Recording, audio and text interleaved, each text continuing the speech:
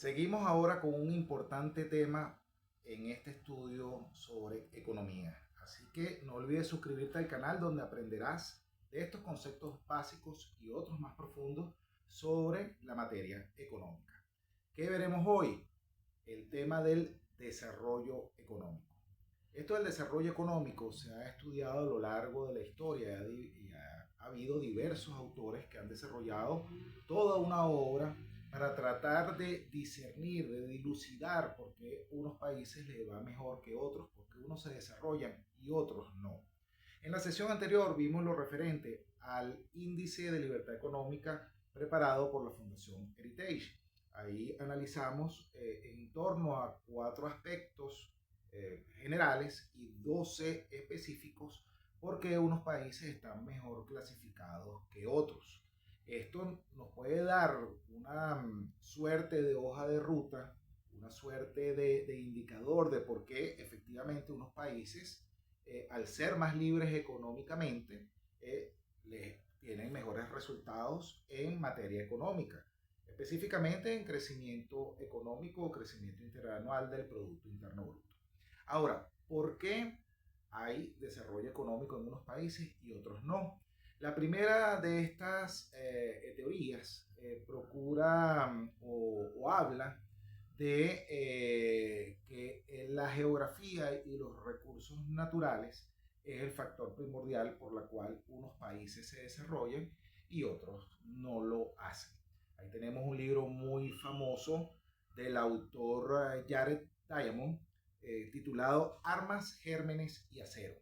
Allí el autor Diamond explica el por qué con base a los recursos naturales y la geografía a algunos países les va bien. Principalmente ese es el aspecto que él considera. No obstante, debemos recordar que hay una idea, una teoría que habla de la maldición de los recursos naturales, también conocido como la paradoja de la abundancia. Ahí tenemos dos ejemplos muy claros, como es el caso de Venezuela, un país de América Latina, de Sudamérica, cuyos recursos naturales son muy abundantes, principalmente petróleo y gas natural, pero también en temas de minería, es abundante en recursos, así como otro tipo de actividades económicas que pudiesen explotarse, como por ejemplo el turismo, etcétera, etcétera. Y Venezuela está sumida en una miseria muy, muy alta, donde su porcentaje de población, cerca del 90%, es considerado pobres, y de esos, un alto porcentaje también extremadamente pobres. Entonces, vemos cómo este factor de los recursos naturales, también estudiado no solo en Venezuela, un país que también padece lo que se conoce como enfermedad holandesa, que no es solamente referido a países petroleros, también la enfermedad holandesa se ve en países que también se dedican principalmente a la explotación de un recurso natural en especial. Esto también le puede dar a países que vivan de la minería, por ejemplo, de los yacimientos de hierro, de oro, de cobre, etcétera, etcétera. También pueden padecer de enfermedad holandesa, que se da cuando toda su economía descansa sobre la explotación de un solo rubro. Son economías monoproductoras, donde todo gira alrededor de qué tan bien o qué tan mal le vaya a ese rubro específico, a ese commodity, a esa materia prima en los mercados internacionales. Otro ejemplo también que vemos donde está presente esta maldición de los recursos naturales o paradoja de la abundancia es, por ejemplo, la isla de Nauru en el Pacífico, donde también, como no se hicieron políticas de desarrollo a largo plazo, hubo una riqueza sobrevenida por la gran explotación de fosfatos, y luego, bueno, este país, en lo que se acabó ese recurso natural, quedó sumido en la miseria. Otro ejemplo muy resaltante, por ejemplo, es el de los Emiratos Árabes Unidos, un país que está, cuyas capitales o cuyas ciudades principales se han construido en medio del desierto, gozan de una extremada abundancia hoy día. Obviamente se usó el petróleo como puntal para este desarrollo, pero vemos cómo hay todo un desarrollo de la infraestructura inmobiliaria y es producto de la combinación de otros elementos que no necesariamente son los recursos naturales. Si bien los recursos naturales ayudan mucho, no es necesariamente el factor fundamental para lograr el desarrollo económico. Así que todas estas teorías que explican que el desarrollo económico se da gracias a la geografía y los recursos naturales, se ha superado a lo largo del tiempo. Hay otras teorías, por ejemplo, como las que explican que es la cultura el factor fundamental. Sería el segundo aspecto que explica por qué unas naciones se desarrollan y otras no. Allí tenemos, por ejemplo, la obra de David Landes titulada La riqueza y pobreza de las naciones, porque unas naciones son tan ricas y otras naciones son tan pobres. Esta es otra de las teorías que trata de explicar todo esto del desarrollo económico. Además de eso, vendría una tercera tendencia, un tercer enfoque, que es el que explica que los países se desarrollan de acuerdo a la situación de sus derechos de propiedad. Hay un libro también que trata de resaltar este enfoque, que es el del autor Hernando de Soto, titulado El misterio del capital. Allí en El misterio del capital, Hernando de Soto explica por qué, de acuerdo a la situación de los derechos de propiedad, los países se terminan desarrollando o no. Y finalmente, digamos que el cuarto enfoque vendría a ser de la ausencia de libertad, el que vendría a explicar por qué unas naciones están en la miseria. En torno a este tema del desarrollo o de la defensa de la libertad, hay toda una serie de teóricos alrededor del mundo que están convencidos, entre los cuales me incluyo, que están convencidos que la libertad es el factor fundamental para que las naciones se desarrollen. Ahí, por ejemplo, tenemos como ejemplo en un paper que se le recomienda que lo revisen, donde está esta evolución de enfoques, geografía y recursos naturales, cultura, derechos de propiedad y libertad, que se lo adjunto un paper que está en inglés, donde se explica un poco estas cuatro visiones. Con respecto a la de la libertad, en ese paper se toma como referencia el trabajo, en ese paper o ensayo, de Bernard Lewis, que se titula ¿Qué hicimos mal o qué hicimos equivocado? Allí pueden revisar este cuarto enfoque. Ahora bien, el desarrollo económico. Yo estoy convencido que a final de cuentas el desarrollo económico de un país se da de acuerdo a la combinación de cuatro factores. Primero, uno que ya mencionamos, los recursos naturales, aunque no es un elemento esencial. Vemos, por ejemplo, países, incluso hay gente que dice que Cuba no es posible que se desarrolle económicamente porque se trata de una isla. Pero igualmente Japón es una isla que incluso no tiene las ventajas del trópico, como si lo puede tener Cuba, y incluso son menos prósperas, menos fértiles sus tierras dedicadas a la agricultura, y Japón hoy día es la tercera potencia del mundo. Así que relato por allí de que un país, porque sea una isla, así como fue Nauru, que fue la que mencionamos anteriormente, puede irle mal. Entonces, hay naciones que no tienen abundancia de recursos naturales y terminan desarrollándose económicamente. Ahí tenemos, por ejemplo, también a Taiwán, considerado uno de los tigres asiáticos, esas naciones emergentes en el siglo XX, junto a Hong Kong, a Singapur y Singapur, que se constituyeron como, o se conocieron como los tigres asiáticos del siglo XX. Ese es otro ejemplo resaltante, Taiwán. Entonces, el primer elemento serían los recursos naturales. Luego tenemos los otros factores de producción. Recordemos que en economía se estudian básicamente los tres factores de producción, que son tierra, trabajo y capital. Con respecto al trabajo, el segundo elemento sería el de la mano de obra calificada. Es importante que para que un país se inserte en la senda del desarrollo económico, su mano de obra esté calificada, pero sobre todo para la industria. o para el sector de la economía, sea primario, secundario o terciario, por el cual este país pueda reunir ventajas competitivas. Entonces la mano de obra calificada debe orientarse hacia eso. Hoy día China, que es la segunda potencia del mundo, no es casualidad que sea por esto que es el país que en términos per cápita es la nación que tiene más ingenieros. Los ingenieros son los que desarrollan el tercer elemento que vamos a hablar, pero para eso la mano de obra tiene que estar calificada para eso. Bien, que ese tercer elemento es la tecnología. Un país, por ejemplo, puede tener una tecnología de tipo endógeno, un país que desarrolla su propia tecnología, o una tecnología exógena, que es cuando copia las tecnologías de otros países. Anteriormente China empezó cuando desarrolló todo su potencial industrial, comenzó copiando, haciendo desarrollo exógeno, copiando la tecnología japonesa.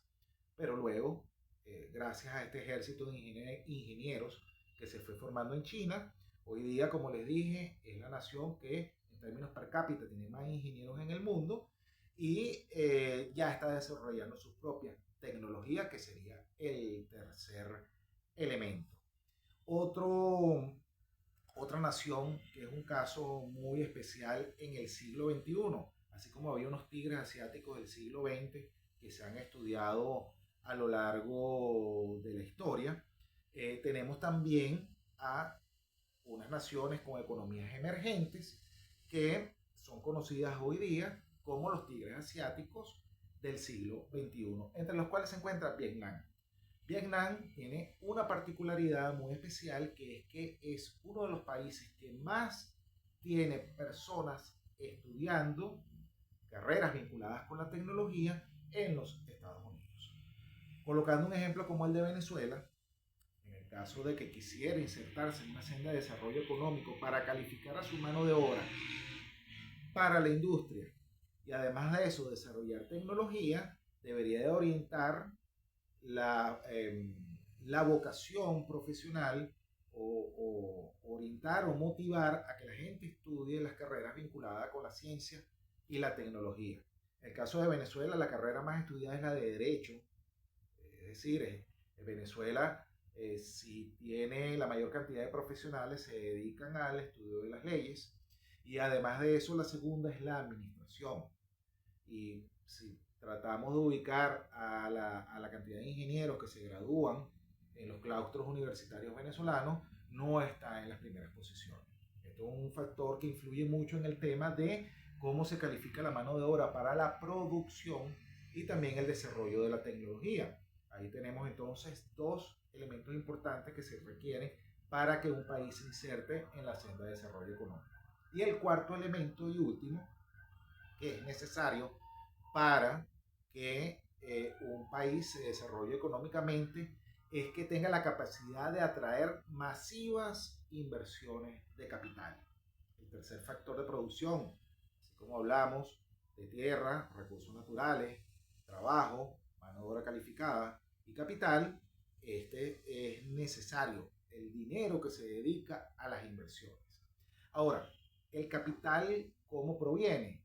Bueno, para que un país, llámese como se llame, tenga la capacidad de atraer capital, debe reunir principalmente 6 condiciones.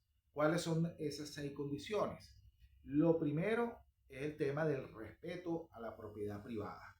Nadie va a invertir en un país donde haya leyes, su sistema jurídico esté diseñado para que, por ejemplo, el gobierno expropie una propiedad, una tierra, un negocio por un simple decreto de una autoridad gubernamental. Mientras no haya respeto a la propiedad privada, eso es fundamental, es imposible que haya confianza, que ese país brinde confianza para que atraiga inversiones. Un país debe derogar cualquier ley llamada, por ejemplo, ley de utilidad por causa, ley de expropiación por causa de utilidad social.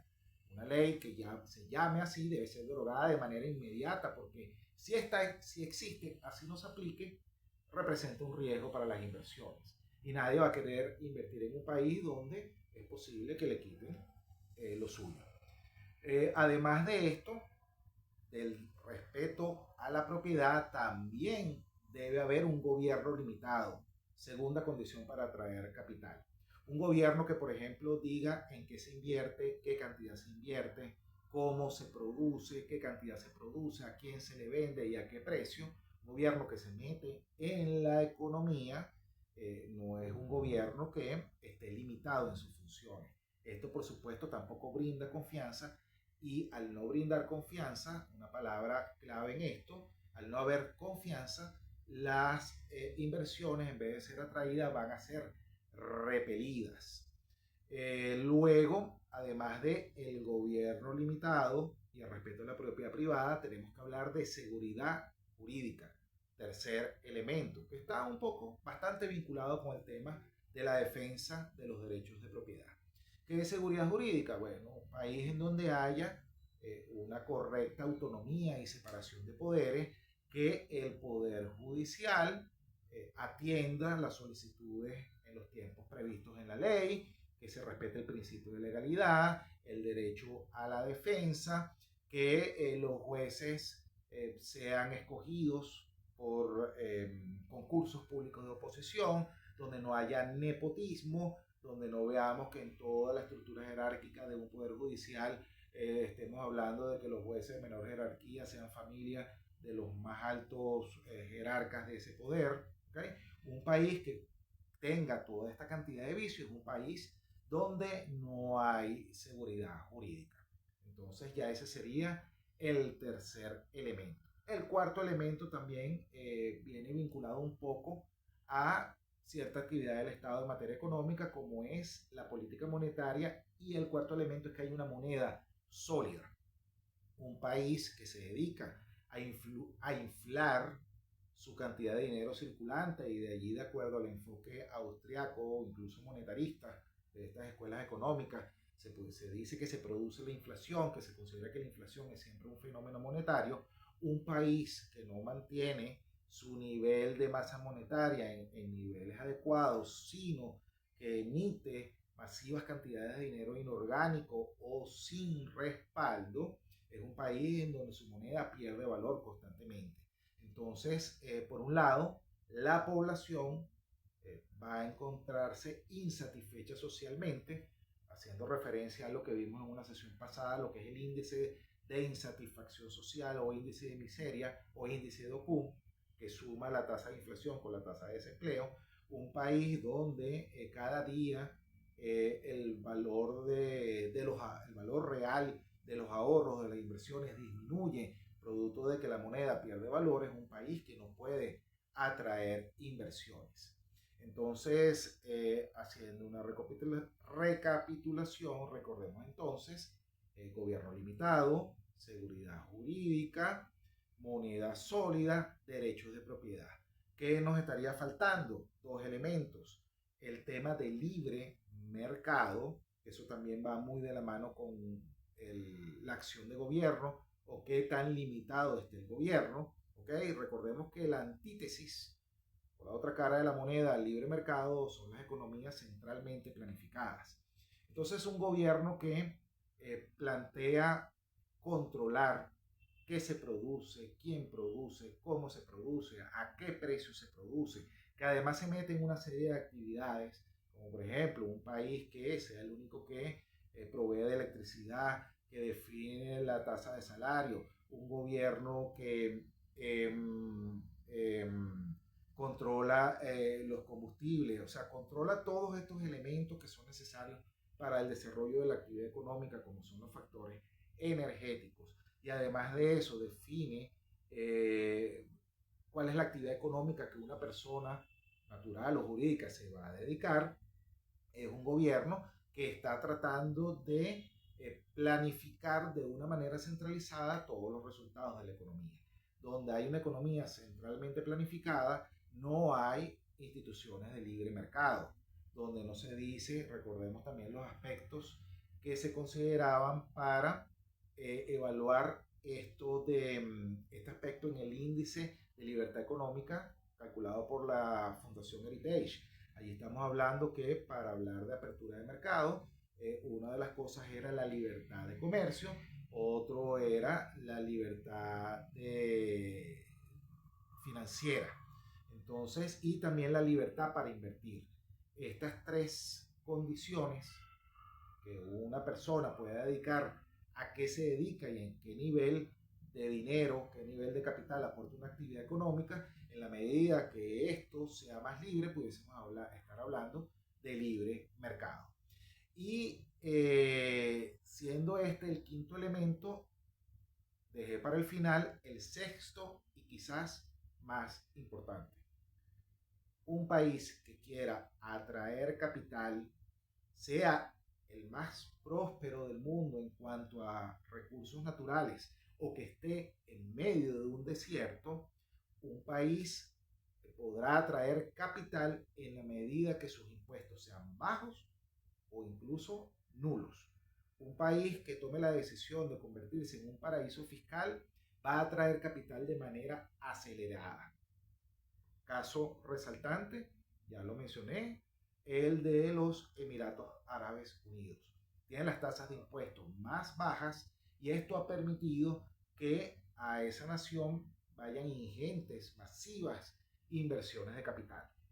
Entonces, si queremos, en cualquier país que estemos tomando como referencia, que se constituya en un polo de atracción de inversiones y de capital, es necesario que sus impuestos, si los va a tener, sean lo mínimo posible o incluso que los excluya, que no cobre impuestos, que se constituya en un paraíso fiscal o por lo menos que si va a tener impuestos de un tipo, porque hay impuestos de diversa índole, que es lo que veremos más adelante cuando hablaremos de la carga tributaria, es importante que, por ejemplo, su tasa de impuesto a las ganancias sea muy reducida. Entonces, esto fue todo por el tema del desarrollo económico. En la próxima sesión hablaremos de las teorías, las políticas y las leyes económicas y además veremos también un poco sobre los postulados de algunas escuelas de pensamiento económico y su vigencia en la actualidad y su influencia y en el desarrollo o en los resultados económicos que se obtengan. Entonces, bueno, seguimos en las próximas sesiones en contacto y recuerden suscribirse al canal y además activar la campana de notificaciones para que cada vez que subamos un video nuevo, el sistema les avise. Seguimos entonces en línea.